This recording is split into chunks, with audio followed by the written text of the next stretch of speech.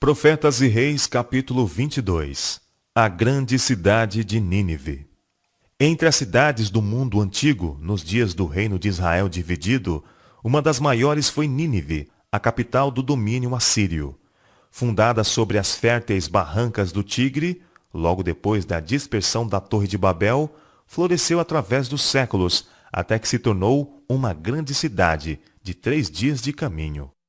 Jonas capítulo 3, verso 3.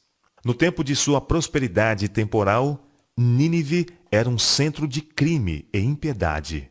A inspiração havia a caracterizado como cidade ensanguentada, toda cheia de mentiras e de rapina. Naum capítulo 3, verso 1. Em linguagem figurada, o profeta Naum comparou Nínive a um leão cruel, rapinante, sobre quem, interroga o profeta, não passou continuamente a tua malícia? Naum capítulo 3, verso 19. Embora ímpia como havia se tornado, Nínive não estava inteiramente entregue ao mal. Aquele que está vendo a todos os filhos dos homens e descobre todas as coisas preciosas, viu na cidade muitos que estavam procurando alguma coisa melhor e mais alta, os quais, se lhes fosse dada a oportunidade para conhecer ao Deus vivo, afastariam de si as más obras e o adorariam. E assim, em sua sabedoria, Deus se revelou a eles de maneira inconfundível, a fim de levá-los, se possível, ao arrependimento. O instrumento escolhido para esta obra foi o profeta Jonas, filho de Amitai. A ele veio a palavra do Senhor. Levanta-te, vai à grande cidade de Nínive e clama contra ela, porque a sua malícia subiu até mim. Jonas capítulo 1, verso 1 e 2. Como o profeta se pusesse a pensar nas dificuldades e aparentes impossibilidades desta comissão, foi tentado a pôr em dúvida a sabedoria do chamado. Do ponto de vista humano, parecia que nada se poderia ganhar em proclamar tal mensagem nesta cidade tão orgulhosa. Ele esqueceu por um momento que o Deus a quem servia era tão sábio e tão poderoso. Enquanto hesitava, duvidando ainda, Satanás sobrecarregou com o desencorajamento. O profeta foi tomado de grande temor e se levantou para fugir de diante da face do Senhor para Tarsis. Indo a Jope e achando ali um navio pronto para zarpar, pagou a sua passagem e desceu para dentro dele para ir com eles. Jonas capítulo 1, verso 3. No encargo que fora dado, havia sido confiada a Jonas uma pesada responsabilidade. Contudo, aquele que o havia mandado ir estava apto a sustentar seu servo e garantir-lhe o sucesso. Tivesse o profeta obedecido sem questionar, e ter-lhe-iam sido poupadas muitas experiências amargas, e teria sido abundantemente abençoado. Não obstante, na hora do desespero de Jonas, o Senhor não se afastara dele. Através de uma série de provas e estranhas providências, a confiança do profeta em Deus e em seu infinito poder para salvar devia ser revivida.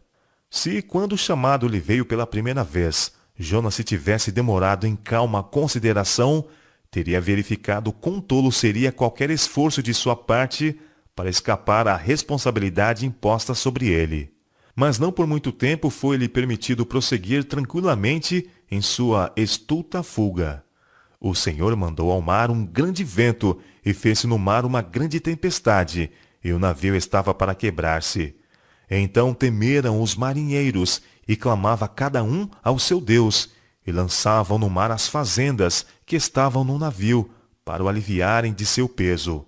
Jonas, porém, desceu aos lugares do porão, e se deitou, e dormiu um profundo sono. Jonas, capítulo 1, versos 4 e 5. Enquanto os marinheiros buscavam seus deuses pagãos, pedindo socorro, o mestre do navio, excessivamente angustiado, foi em busca de Jonas e disse: Que tens, dormente? Levanta-te e invoca o teu Deus. Talvez assim Deus se lembre de nós, para que não pereçamos. Jonas capítulo 1, verso 6. Mas as orações do homem que se tinha desviado do caminho do dever não trouxeram qualquer auxílio. Os marinheiros, impressionados com o pensamento de que, a estranha violência da tempestade refletia a ira dos seus deuses, propuseram como último recurso o lançamento de sortes. Para que saibamos, disseram, por que causa nos sobreveio este mal. E lançaram sortes, e a sorte caiu sobre Jonas. Então lhe disseram: declara-nos tu agora, por que razão nos sobreveio este mal? Que ocupação é a tua? E donde vens? Qual é a tua terra? E de que povo és tu? E ele lhes disse: eu sou hebreu, e temo ao Senhor, o Deus do céu, que fez o mar e a terra seca. Então estes homens se encheram de grande temor, e lhe disseram: por que fizeste tu isto? Pois sabiam os homens que fugia de diante do Senhor, porque ele lhe tinha declarado. E disseram-lhe: que te faremos nós, para que o mar se acalme? Porque o mar se elevava e engrossava cada vez mais. E ele lhes disse: levantai-me e lançai-me ao mar, e o mar se aquietará, porque eu sei que por minha causa vos sobreveio esta grande tempestade. Entretanto, os homens remavam, esforçando-se por alcançar a terra, mas não podiam, porquanto o mar se ia embravecendo cada vez mais contra eles. Então clamaram ao Senhor e disseram: ah, Senhor, nós te rogamos, não pereçamos por causa da vida deste homem, e não ponha sobre nós o sangue inocente, porque tu, Senhor, fizeste como te aprouve. E levantaram a Jonas, e o lançaram ao mar, e cessou o mar da sua fúria. Temeram, pois, estes homens ao Senhor com grande temor, e ofereceram sacrifícios ao Senhor, e fizeram votos. Deparou, pois, o Senhor um grande peixe, para que tragasse a Jonas. E esteve Jonas 3 dias e 3 noites nas entranhas do peixe. E orou Jonas ao Senhor, seu Deus, das entranhas do peixe, e disse: na minha angústia clamei ao Senhor, e ele me respondeu. Do ventre do inferno gritei, e tu ouviste a minha voz. Porque tu me lançaste no profundo, no coração dos mares, e a corrente me cercou. Todas as tuas ondas e as tuas vagas passaram por cima de mim. E eu disse: lançado estou de diante dos teus olhos, todavia tornarei a ver o templo da tua santidade. As águas me cercaram, até a alma. O abismo me rodeou, e as águas se enrolaram na minha cabeça. E eu desci aos fundamentos dos montes. Os ferrolhos da terra correram sobre mim para sempre. Mas tu livraste a minha vida da perdição, ó Senhor meu Deus. Quando desfalecia em mim a minha alma, eu me lembrei do Senhor, e entrou a ti a minha oração, no templo da tua santidade. Os que observam as vaidades vãs deixam a sua própria misericórdia, mas eu te oferecerei sacrifício com a voz do agradecimento. O que votei, pagarei. Do Senhor vem a salvação. Jonas capítulo 1, versos 7 a capítulo 2, verso 9. Jonas aprendera afinal que a salvação vem do Senhor. Com penitência e o reconhecimento da graça salvadora de Deus, veio o livramento. Jonas foi liberto dos perigos do profundo abismo e foi lançado em terra seca. Uma vez mais é o servo de Deus comissionado para advertir Nínive. E veio a palavra do Senhor segunda vez a Jonas, dizendo: levanta-te e vai à grande cidade de Nínive e prega contra ela a pregação que eu te disse. Desta vez ele não se deteve para questionar ou duvidar, mas obedeceu sem hesitação. Levantou-se Jonas e foi a Nínive, segundo a palavra do Senhor. Jonas capítulo 3, versos 1 a 3. Entrando na cidade, Jonas começou a pregar contra ela a mensagem: ainda 40 dias, e Nínive será subvertida. Jonas capítulo 3, verso 4. De rua em rua ia ele fazendo soar a nota de advertência. A mensagem não foi em vão. O clamor que soava através das ruas da ímpia cidade ia passando de lábio em lábio, até que todos os habitantes tivessem ouvido o assustador anúncio. O Espírito de Deus imprimiu a mensagem em cada coração, e levou multidões a tremerem por causa de seus pecados, e a se arrependerem em profunda humilhação. E os homens de Nínive creram em Deus, e proclamaram um jejum, e vestiram-se de saco, desde o maior até o menor. Porque esta palavra chegou ao rei de Nínive, e levantou-se do seu trono, e tirou de si os seus vestidos, e cobriu-se de saco, e assentou-se sobre a cinza. E fez uma proclamação que se divulgou em Nínive, por mandado do rei e dos grandes, dizendo: nem homens, nem animais, nem bois, nem ovelhas provem alguma coisa, nem se lhes dê pasto, nem bebam água.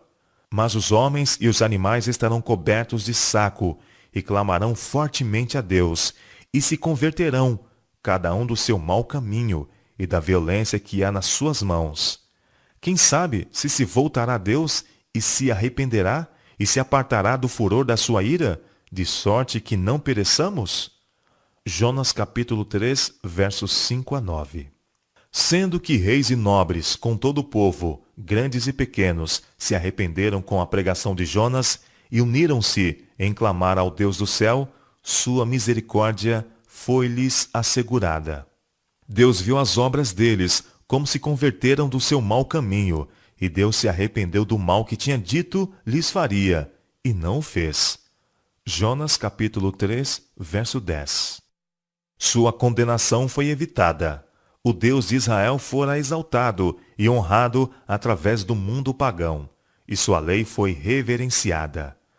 Não seria senão muitos anos mais tarde que Nínive devia cair presa das nações vizinhas, mercê do seu esquecimento de Deus e jactancioso orgulho. Quando Jonas viu o propósito de Deus de poupar a cidade, que não obstante sua impiedade tinha sido levada a se arrepender em saco e cinzas, devia ter sido o primeiro a se regozijar com a estupenda graça de Deus. Ele permitiu que sua mente se demorasse sobre a possibilidade de ser considerado um falso profeta. Cioso de sua reputação, ele perdeu de vista o valor infinitamente maior das almas nessa cidade infortunada. A compaixão mostrada por Deus para com os arrependidos ninivitas desgostou Jonas extremamente, e ficou todo ressentido. Não foi isso que eu disse? Argumentou ele com o Senhor, estando ainda na minha terra? Por isso me preveni, fugindo para Tarsis, pois sabia que és Deus piedoso e misericordioso, longânimo e grande em benignidade, e que te arrependes do mal. Jonas capítulo 4, versos 1 e 2. Uma vez mais, ele se rendeu à sua inclinação de questionar e duvidar, e uma vez mais foi oprimido com desencorajamento.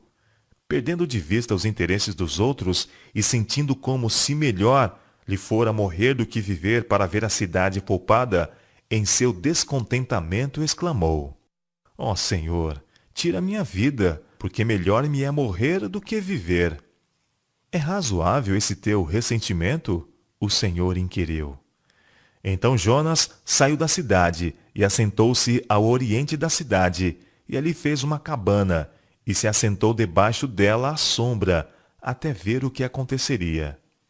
E fez o Senhor nascer uma aboboreira, que subiu por cima de Jonas, para que fizesse sombra sobre a sua cabeça, a fim de o livrar do seu enfado. E Jonas se alegrou em extremo, por causa da aboboreira. Jonas capítulo 4, versos 3 a 6.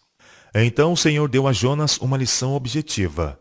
Ele enviou um bicho no dia seguinte, ao subir da alva, o qual feriu a aboboreira, e esta se secou. E aconteceu que, aparecendo o sol, Deus mandou um vento calmoso oriental, e o sol feriu a cabeça de Jonas, e ele desmaiou, e desejou com toda a sua alma morrer, dizendo: melhor me é morrer do que viver. De novo Deus se dirigiu a seu profeta: é acaso razoável que assim te enfades por causa da aboboreira? E ele disse: é justo que me enfade a ponto de desejar a morte. E disse o Senhor: tivesse compaixão da abobobeira, na qual não trabalhaste, nem a fizeste crescer, que numa noite nasceu, e numa noite pereceu. E não hei de eu ter compaixão da grande cidade de Nínive, em que estão mais de 120 mil homens, que não sabem discernir entre a sua mão direita e a sua mão esquerda, e também muitos animais? Jonas capítulo 4, versos 7 a 11. Confuso, humilhado e incapaz de compreender o propósito de Deus em poupar Nínive, Jonas havia, não obstante, cumprido a missão que lhe fora dada de advertir a grande cidade. E embora o acontecimento predito não se tivesse realizado, a mensagem de advertência não era de ninguém menos que de Deus, e ela cumpriu o propósito que Deus lhe designara. A glória de sua graça foi revelada entre os pagãos. Os que havia muito estavam assentados nas trevas e sombra da morte, presos em aflição e em ferro, clamaram ao Senhor na sua angústia, e ele os livrou das suas necessidades. Tirou-os das trevas e sombra da morte, e quebrou as suas prisões. Enviou a sua palavra, e os sarou, e os livrou da sua destruição. Salmo capítulo 107, versos 10, 13, 14 e 20. Cristo, durante seu ministério terrestre, referiu-se ao bem produzido pela pregação de Jonas em Nínive e comparou os habitantes deste centro pagão com o professo povo de Deus em seus dias. Os ninivitas, declarou ele, ressurgirão no juízo com esta geração e a condenarão, porque se arrependeram com a pregação de Jonas. E eis que está aqui quem é mais do que Jonas. São Mateus capítulo 12, versos 40 e 41. Ao mundo ocupado, cheio do burburinho do comércio e altercação de transações, onde os homens estavam procurando obter tudo para si mesmo, Cristo viera. E acima da confusão, sua voz foi ouvida como a trombeta de Deus. Que aproveitaria o homem ganhar todo o mundo e perder a sua alma? Ou que daria o homem pelo resgate da sua alma? São Marcos capítulo 8, versos 36 e 37. Assim como a pregação de Jonas foi um sinal para os ninivitas, a pregação de Cristo era um sinal para a sua geração. Mas que contraste na recepção da palavra! Embora em face de indiferença e de escárnio, o Salvador trabalhou sempre, até que concluiu sua missão. A lição é para os mensageiros de Deus hoje. Quando as cidades das nações encontram-se tão verdadeiramente em necessidade do conhecimento dos atributos e propósitos do verdadeiro Deus como os ninivitas do passado. Os embaixadores de Cristo devem apontar aos homens um mundo mais nobre, que tem sido em grande parte perdido de vista. De acordo com os ensinamentos das Sagradas Escrituras, a única cidade que permanece é aquela cujo artífice e construtor é Deus. Com os olhos da fé, os homens podem contemplar o limiar do céu, iluminado com a glória do Deus vivo. Por intermédio de seus servos ministradores, o Senhor Jesus está convidando os homens a que se empenhem com santificada ambição no sentido de assegurarem a herança imortal. Apela para eles, a fim de que acumulem tesouros junto ao trono de Deus. Rápida e seguramente está vindo uma culpabilidade quase universal sobre os habitantes das cidades, devido ao constante aumento de decidida impiedade. A corrupção que prevalece está além do poder da pena humana descrever. Cada dia traz novas revelações de atritos, suborno e fraudes. Cada dia traz seu desalentador registro de violência e arbitrariedade, de indiferença para com o sofrimento humano, de destruição brutal e perversa da vida humana. Cada dia testifica mais de insanidade, assassínio e suicídio. De século a século, Satanás tem procurado conservar os homens na ignorância dos beneficentes desígnios de Jeová. Ele tem procurado desviar-lhes de vista os grandes fatos da lei de Deus, os princípios de justiça, misericórdia e amor aí contidos. Os homens se gloriam do maravilhoso progresso e esclarecimento do século em que estão vivendo agora. Mas Deus vê a terra cheia de iniquidade e violência. Declaram os homens que a lei de Deus foi abrogada, que a Bíblia não é autêntica, e como resultado, uma maré de males, tal como se tem visto desde os dias Noé e do apóstata Israel, está tomando conta do mundo. Nobreza de alma, gentileza, piedade são permutadas para satisfazer a cobiça por coisas proibidas. O negro registro de crimes cometidos pelo amor ao ganho é suficiente para fazer gelar o sangue e encher a alma de horror. Nosso Deus é um Deus de misericórdia. Com longanimidade e terna compaixão, Ele trata com o transgressor da sua lei. E contudo, nestes nossos dias, quando homens e mulheres têm tantas oportunidades para se familiarizarem com a divina lei, como revelada no seu santo escrito, o grande governador do universo não pode olhar com qualquer satisfação as ímpias cidades onde reina a violência e o crime. O fim da tolerância de Deus com os que persistem na desobediência está se aproximando rapidamente. Devem os homens ficar surpreendidos com uma súbita e inesperada mudança no trato do Supremo Governador com os habitantes do mundo caído? Devem eles ficar surpreendidos quando a punição segue a transgressão e a crescente criminalidade? Devem se surpreender de que Deus leve a destruição e a morte sobre aqueles cujo ganho ilícito tem sido obtido através do engano e fraude? Muito embora o fato de que crescente luz, com respeito aos reclamos de Deus, tenha estado a brilhar em seu caminho, muitos têm se recusado a reconhecer a soberania de Jeová e têm escolhido permanecer sob a bandeira negra do originador de toda a rebelião contra o governo do céu. A longanimidade de Deus tem sido muito grande, tão grande que quando consideramos o contínuo insulto a seus santos mandamentos, ficamos maravilhados. O Onipotente tem estado a exercer um poder restringidor sobre seus próprios atributos. Mas certamente ele se levantará para punir o ímpio, que tão ousadamente tem resistido aos justos reclamos do Decálogo. Deus concede ao homem um período de graça, mas há um ponto além do qual a divina paciência se esgota e os juízos de Deus se seguem seguramente. O Senhor trata pacientemente com os homens e com cidades, misericordiosamente dando advertências para salvá-los da ira divina. Mas virá o tempo quando não mais se ouvirão súplicas por misericórdia, e o elemento rebelde, que continua a rejeitar a luz da verdade, será arriscado em misericórdia para com eles mesmos e para com aqueles que de outro modo seriam influenciados por seu exemplo. É chegado o tempo em que haverá no mundo tristeza que nenhum bálsamo humano poderá curar. O Espírito de Deus está sendo retirado. Catástrofes, por mar e por terra, seguem-se umas às outras em rápida sucessão. Quão frequentemente ouvimos de terremotos e furacões, de destruição pelo fogo e inundações, com grande perda de vidas e propriedades? Aparentemente, essas calamidades são caprichosos desencadeamentos de forças da natureza, desorganizadas e desgovernadas, inteiramente fora do controle do homem. Mas em todas elas pode ler-se o propósito de Deus. Elas estão entre os instrumentos pelos quais ele busca despertar a homens e mulheres para que sintam o perigo. Os mensageiros de Deus nas grandes cidades não devem sentir-se desanimar com a impiedade, a injustiça, a depravação a que são chamados a enfrentar enquanto procuram proclamar as alegres novas da salvação. O Senhor aspira a confortar cada um desses obreiros com a mesma mensagem que deu ao apóstolo Paulo na ímpia Corinto.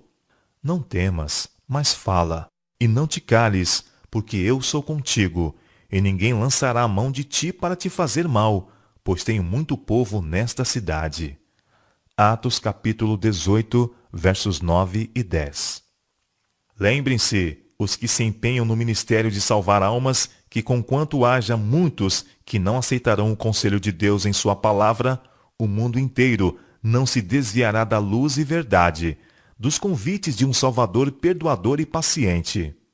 Em cada cidade, cheia como possa estar de violência e crime, há muitos que, devidamente ensinados, aprendem a se tornar seguidores de Jesus. Milhares podem assim ser alcançados com a verdade salvadora e levados a receber Cristo como um Salvador pessoal. A mensagem de Deus para os habitantes da terra hoje é: estai vós apercebidos também, porque o Filho do Homem há de vir a hora em que não penseis. São Mateus capítulo 24, verso 44. As condições predominantes hoje na sociedade, e especialmente nas grandes cidades das nações, proclamam com voz de trovão que a hora do juízo de Deus está próxima e que o fim de todas as coisas terrestres é chegado. Estamos no limiar da crise dos séculos. Em rápida sucessão, os juízos de Deus se seguirão uns aos outros. Fogo, inundações e terremotos, com guerras e derramamento de sangue. Nós não devemos ser surpreendidos neste tempo por eventos a um tempo grandes e decisivos, pois o anjo de misericórdia não pode ficar muito tempo mais a proteger o impenitente. Porque eis que o Senhor sairá do seu lugar para castigar os moradores da terra por causa da sua iniquidade, e a terra descobrirá o seu sangue e não encobrirá mais aqueles que foram mortos. Isaías capítulo 26, verso 21. A tormenta da ira de Deus está se acumulando, e subsistirão unicamente os que responderem ao convite de misericórdia, como os habitantes de Nínive pela pregação de Jonas, e se santificarem pela obediência às leis do divino governante. Somente os justos serão escondidos com Cristo em Deus até que passe a desolação. Seja a linguagem da alma. Só em ti eu tenho abrigo. Aos teus pés jaz o meu ser. Não me deixes, sê comigo. Teu conforto eu quero ter. Guarda-me, ó bom Salvador, até o temporal passar. Guia-me em teu eterno amor, para o eterno e doce lar.